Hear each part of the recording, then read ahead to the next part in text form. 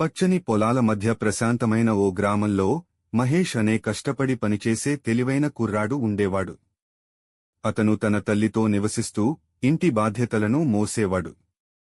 ప్రతిరోజూ సూర్యోదయానికి ముందే నిద్రలేచి పొలాలకు వెళ్లి శరీరం చెమటతో తడిసిపోయేలా పొలం దున్నేవాడు.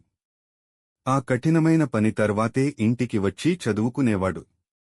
చదువుకోవడానికి సమయం తక్కువగా ఉన్నప్పటికీ ఊరంతా మహేష్ ప్రతిభను నమ్మి అతను 12వ తరగతిలో తప్పక ఫస్ట్ వస్తాడని ఆశించారు. మహేష్ ఒక చిన్న దీపం వెలుతురులో రాత్రి పొద్దుపోయే వరకు కష్టపడి చదివాడు. కాని ఫలితాలు వచ్చినప్పుడు అనూహ్యమైనది జరిగింది. మహేష్ ఒక సబ్జెక్టులో ఫెయిల్ అయ్యాడు. మహేష్ కుంగిపోయాడు.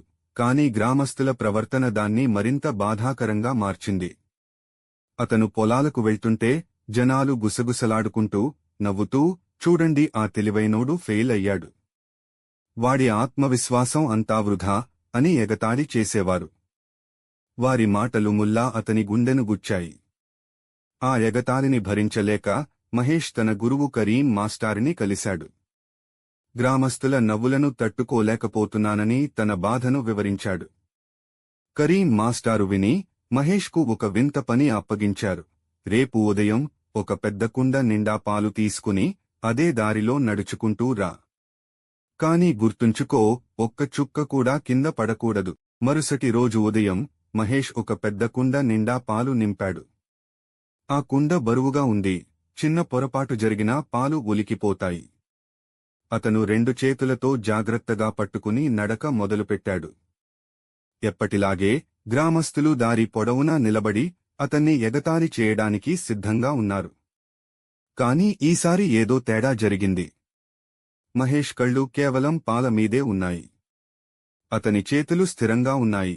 శ్వాస నిలకడగా ఉంది. అతను అవమానాలను వినలేదు. ఆ విమర్శించే ముఖాలను చూడలేదు. అతని చుట్టూ ఉన్న ప్రపంచం అస్పష్టంగా మారింది. చేతిలో ఉన్న కుండ మాత్రమే నిజం అనిపించింది. ఒక్క చుక్క కూడా కింద పడకుండా పొలానికి చేరుకున్నాడు.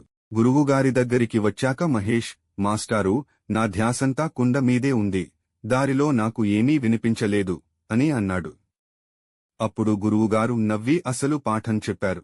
ఎప్పుడైతే నువ్వు నీ పని, నీ లక్ష్యం మీద పూర్తిగా శ్రద్ధ, ఫోకస్ పెడతావో అప్పుడు మనుషుల మాటలకు విలువ ఉండదు. వారి శబ్దం అర్థరహితం అవుతుంది. మనసు ఏకాగ్రతతో ఉన్నప్పుడు ప్రపంచం నిశ్శబ్దంగా మారుతుందని మహేష్ గ్రహించాడు. అతను తన మనసు మాట వినడం మానేసి గ్రామస్తుల మాటలు వింటున్నానని అర్థం చేసుకున్నాడు. ఆ రోజు నుండి ఇతరుల అభిప్రాయాల గురించి బాధపడటం మానేశాడు. ప్రశాంతంగా, రెట్టింపు ఏకాగ్రతతో చదివాడు. మళ్లీ పరీక్షలు రాశాడు. అతని ఆత్మవిశ్వాసం తిరిగి వచ్చింది. భయం పోయింది. గ్రామం మారలేదు, కాని మహేష్ మారాడు. మనం లక్ష్యంపై దృష్టి పెడితే విమర్శలన్నీ మాయమైపోతాయని అతను అర్థం చేసుకున్నాడు.